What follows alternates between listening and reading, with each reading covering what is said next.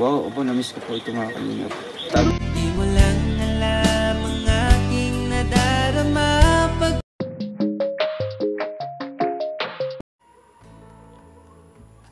Hi all life, another video, another share guys, another POV.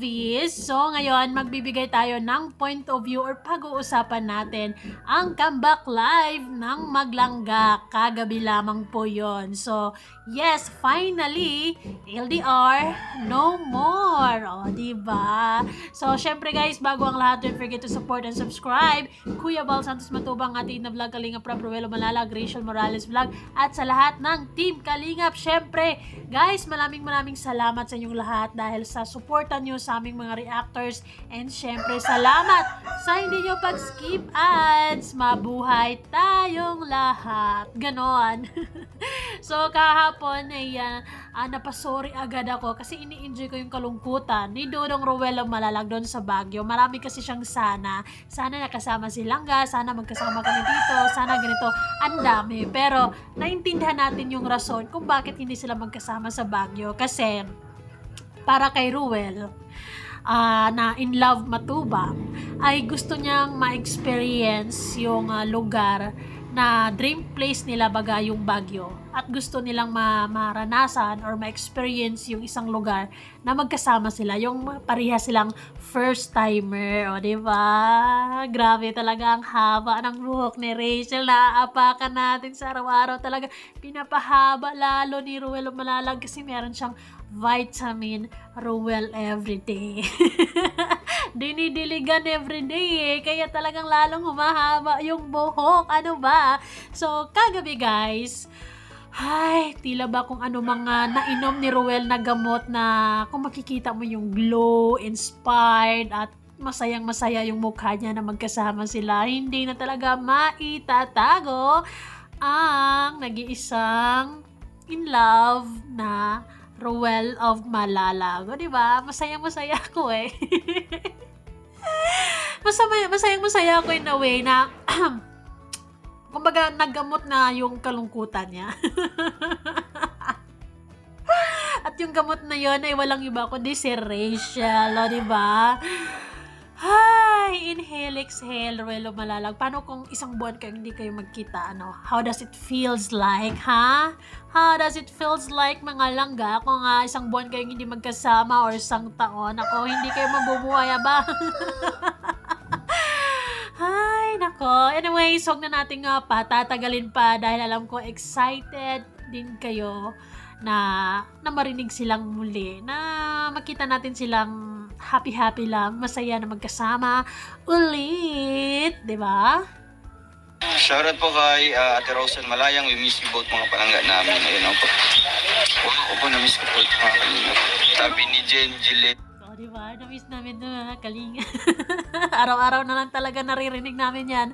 Ruel Malalag, yung pagka-miss mo kay Langga, no? Hi!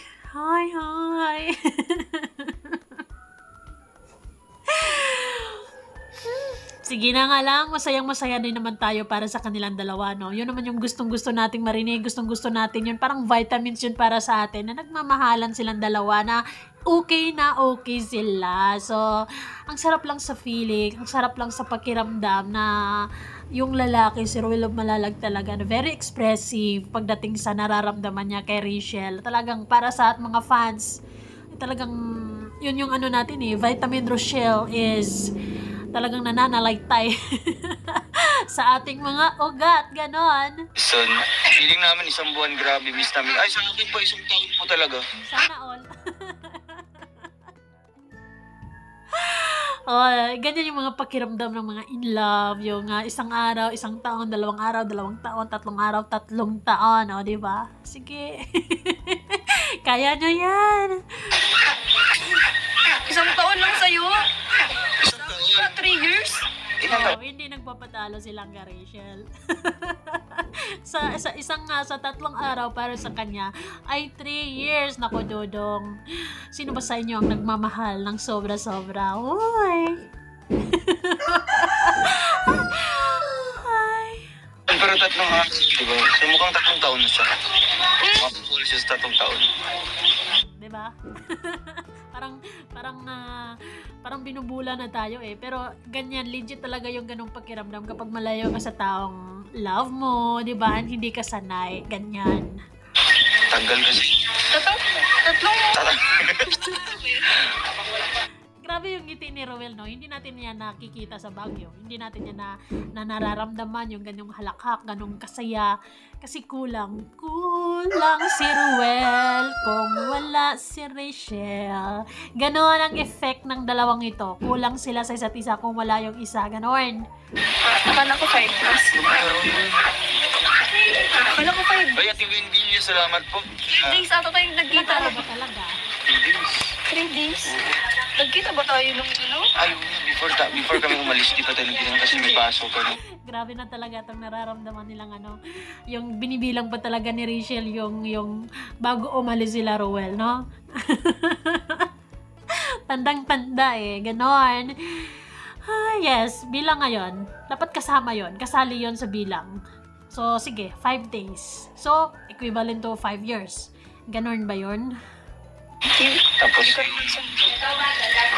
Wala ka, Dudong. Where are you ba sa araw na yun? Bakit hindi ka nagsundo? Busy you?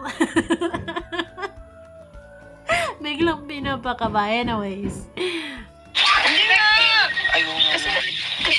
Ayaw, may cupcake si Ninay. Bigyan daw niya at may Mambex. Ang Bex. Sabi niya kasi, Okay guys, habang nire-replay ko to guys, na nire-record ko, so kailangan ko maging silent, pero tawang-tawa ako, tinulit ko na lang, kasi talagang alam ko din, na nag-assume talaga si Rowel para sa kanila siguro yung cake, but then, hindi yun para sa kanila, para hindi para sa kanya, tapos, instead naman nahimik lang silang ga, ayun, inaano pa niya, diba, inaano pa niya,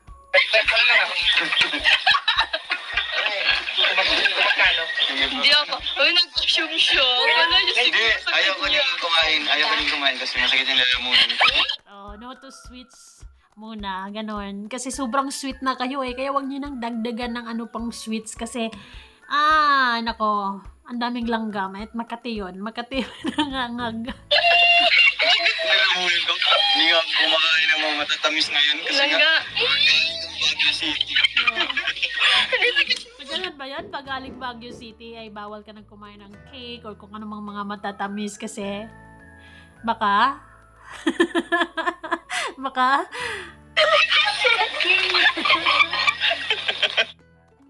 Ay, ang satisfying nung guys. Sabi ni Ruel Langga, wag mo naman akong masyadong ipano. Tawa na yan. Hindi lang nga. Nag-assume ka naman talaga. Hindi nga, kasi alam niyo mga kalingap, pag galing kang Baguio, so noong pag-uwi namin kanina mga kalingap, tsaka pa lumalabas yung mga sakit-sakit. Malamig ba sa Baguio, Dodong? How does it feels like na nakakabakasyon ng Baguio? Alam natin na masama, masaya din si Rowel, pero kulang sa pakiramdam niya. Si Kuya Brooks, siguro nagkatrangkaso na yun. Mo lang ako. Kaya kami kakasakit siya. Ano? Mismo lang ako siguro, di ba, kakaisip, hindi makatulog sa kakaisip. Kanta ba yun? Yan yung nangyayari, di ba? Sumasakit ang ulo, hindi nakatulog ng maayos, kaya yon may sinat, nilalagnat. Ano lang yan? Love sick lang yan. Love knot. Oh, love knot. Yun. That's the term. Love knot. Huwag ka papatalo lang ka, Rachel. Kailangan, pag bumanat si Rowel, talagang times 2 yung banat mo. Pare-parehas din naman kasi nilang na-miss. Very satisfying kasi itong live na to. Talagang parang pinapanood ko sila na parang buwan na hindi sila nagkikita. Ano ba? 3 days, 5 days, ganoon. It feels like years sa mga taong in love.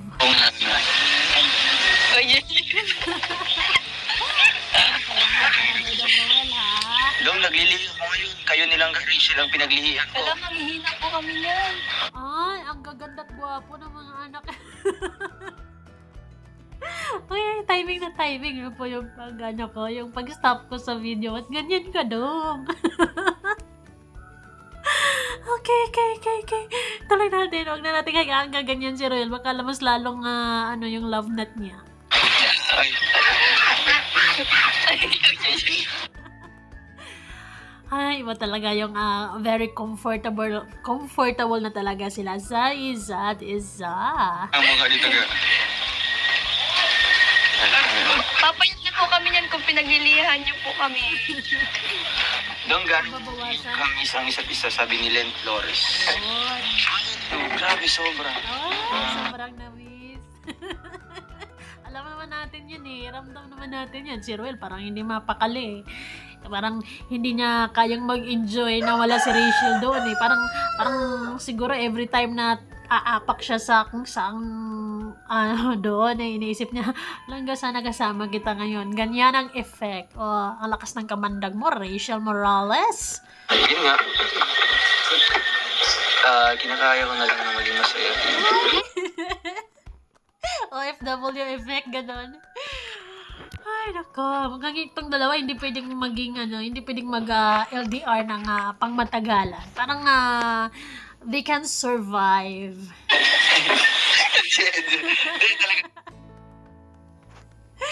Labasan na lang totoong nararamdaman do. Wala nang pagkeme-keme, ano? Oo. Kasi nga, iba talaga pag halimbawa, hindi mo naman. Yung dalawang person, walang yung... Ano yun? Yung feeling mo kanina. Ay, masyado naman kayo. Kayo talaga. Masyado yung pinapaganda yung hapon ko. Hindi, yung halimbawa, ito, very normal na araw. Yun na yun. Gusto ko messy hair. Messi, para kami ano? Yung talaga pag galing Baguio, medyo yung mga buhok, wala nang pakialam sa buhok. Ay, wag mong anuhin yan. Ganyan lang yung hair niya. Kasi may hangin pa yan na nakadikit dyan galing Baguio City. Ganyan po siya nagpalipad kay Ma'am Nora ng Proza. Bagyo. Bagyo dito. Bagyo yung sa kleta. Dito. Kami dumanan sa Baguio City. Sila dinalo ng Bagyo. Anong Bagyo yun ga? Anong Bagyo? Bagyoga. Anong Bagyo? Anong Bagyo? Bagyoga. Anong Bagyong Langga? Bagyong Roel. Dumalaw po ngayon si Bagyong Roel sa bahay. Hindi masyado. Ang sweet nga nung dumalaw. Oo. Yung ano lang, yung Sana all. yung mga Grabe kalingap yung ng ano. ulan is napaka-ano lang. Napaka-soft lang, napaka-patak. Diba? Ano kayong klase kung Bagyong Ruel, no? Soft lang daw yung ulan eh. Yung tipong kunting patak-patak lang. Ano ba yun? Paano ba yun? Yung walang ingay, yung kahit wala kang kisame, hindi mo malalaman na may ulan, pero may ulan. May ulan pala. Pero yan. Bagyong Ruel na punong-puno ng pagmamahal. Pero syempre, pinipili lang din niya yung may gentle effect siya, no? Hindi naman sa lahat. Syempre, kung Bagyong Ruel talaga yon, hindi.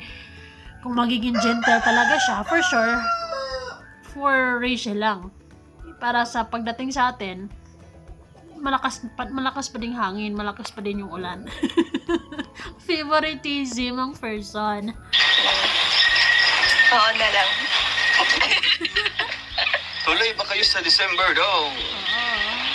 Apo. Yes. Kita-kits ulit sa Mag-i-enjoy ka na niyan, Ruel Malalak. I-enjoy mo na talaga yung mga lugar na mapupuntahan nyo. Kasama na si Langga eh. Now, there's no reason na malungkot ka. Ganyan. I-enjoy mo, itudo mo. Okay, itudo mo lahat. Kasiyahan mo. Ganon. Parang excited yung bumalik ng Baguio City. Ano? Anong bagay na na-realize nyo sa 3 araw na di kayo magkakasama, sabi ni Ana Mani? Para sa akin po, ang na-realize ko is dapat open yung communication between sa dalawa. Ganyan kasi yan mga kalingap. Yung nasanay kayo na, halimbawa, araw-araw nakikita or something, may gap na isang araw, tapos kita kayo. Yung nasanay kayo ng ganyan mga kalingap. Pero halimbawa, darating yung araw na 3 araw or 3 to 4 days, 3 to 5 days na hindi kayo magkikita-kita. Talagang iba siya mga kalingap, no? Kasi kailangan mo pang Iba talaga, no? Ay, guys.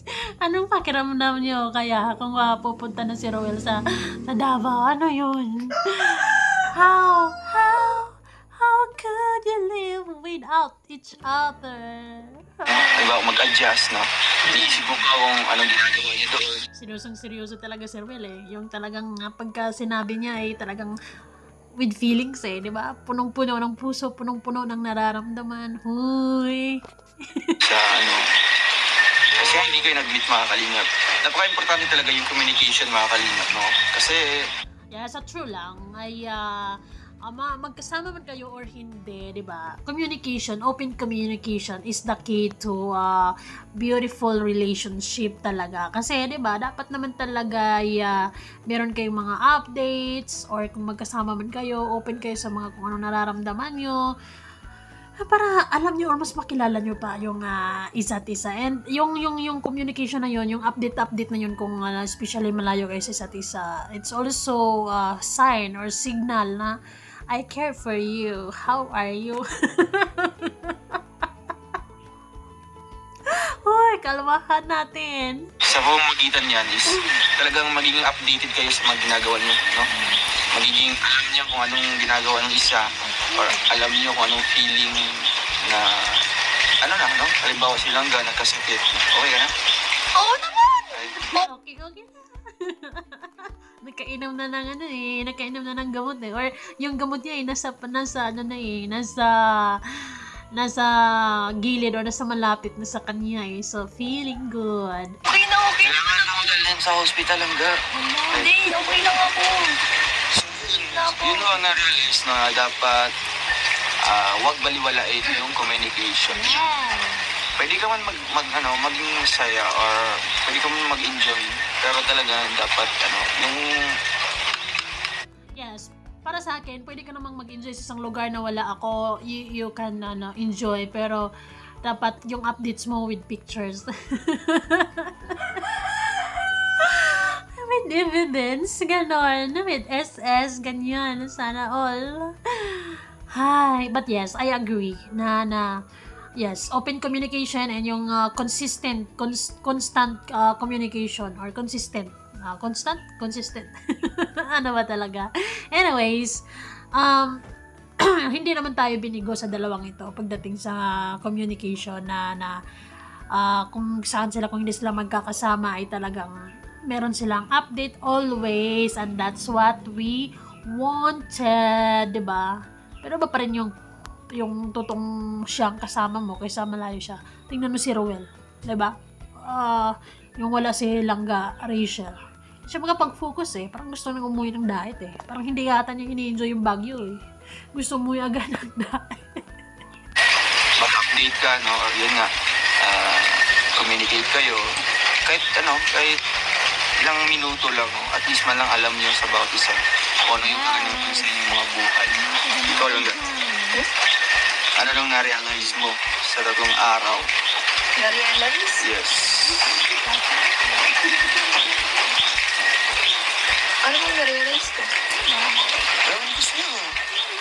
True, sabi Diba? Kasi yung mga lalaki, yes, at times, very sila expressive, and then, gusto din nila na tayong mga babae, gusto din nila yung marinig yung how we really feel towards or how we really feel the situation na, ayun, magkalayo kayo. Validation. Amuse mo din ako, ganon.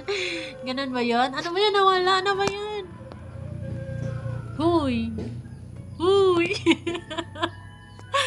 Ay, nawala. Oh my God. Ano ba? Uy.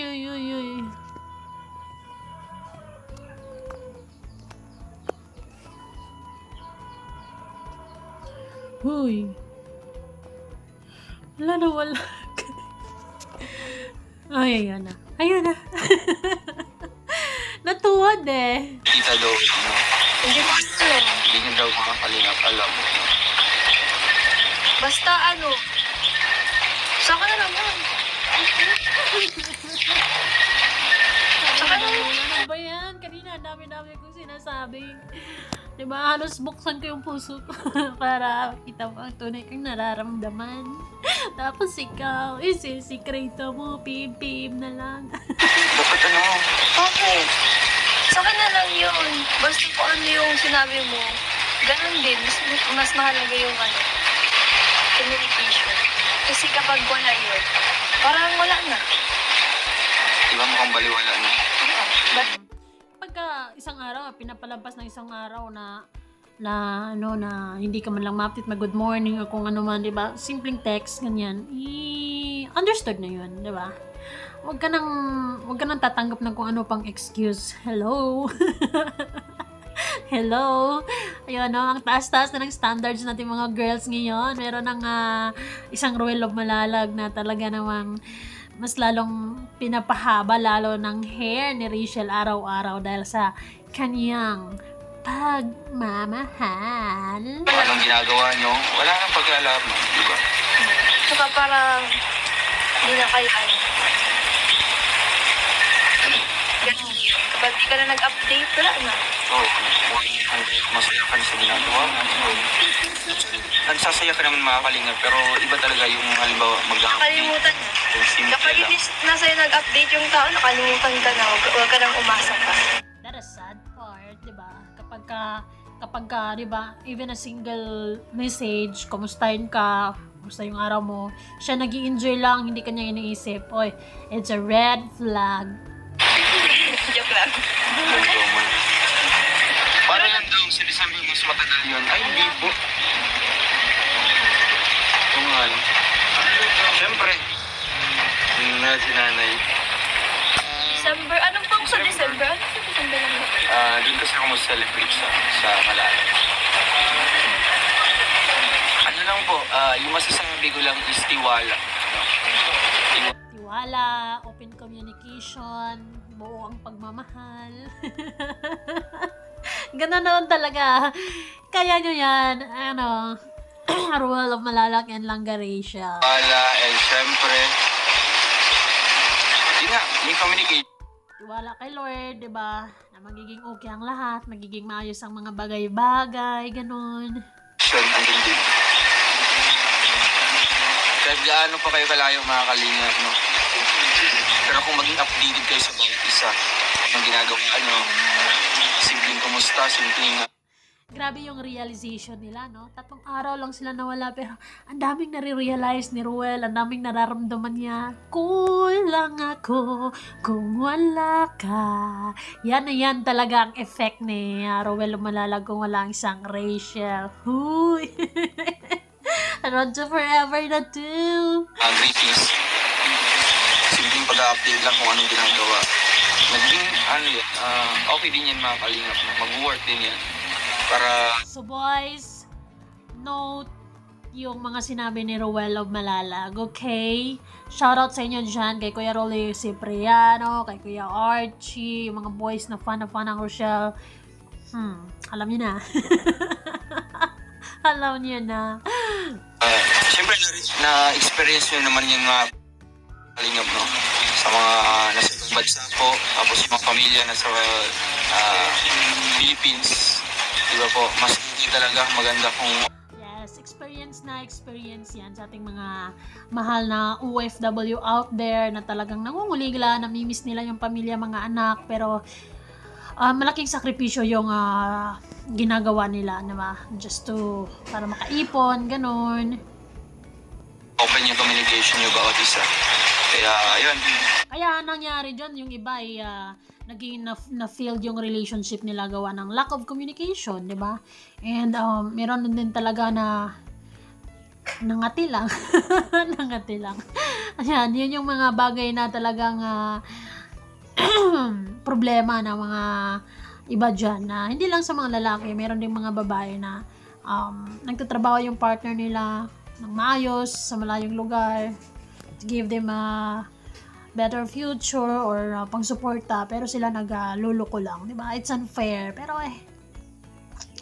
magtiwala tayo kay Ruel Malalag and Rachel. May forever sila, guys. May forever kami din in our life. Support through pinaka-importante ang pagkakaroon ng open communication sa bawat relationship at huwag din po alisin ang tiwala sa isa't isa and put God in the center. Yes po mga Yes, guys, yan na talaga ang pinaka-malaking sandata mo. Ang Diyos laging nasa top of the priority. Dapat nasa gitna ng relationship nyo. Magiging ang guidance, lahat-lahat, di ba? So, well, tiwala naman tayo na maayos ang relationship nila. Planchado, ika nga, o, di ba? Hi! Satisfied ako sa live na to. I can feel na talagang nagmamahala ng mga person, and this is it. So always guys, remember, embrace positivity and avoid negativity. So part 2 na lang guys kasi ang haba na natin, diba? So bye for now. Yun, stay in love and keep the love burning. Bye guys.